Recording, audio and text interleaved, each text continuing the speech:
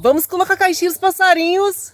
Hoje vamos colocar banana, caqui, uva, mamão, pitaia, laranja-lima, manga, amendoim, tenebro, granulado de banana, mistura para pássaros com whey protein, extrusada nativos, mistura oleosa para sabiá, quirela, picharra insetos, água e um bebedouro para os colibris.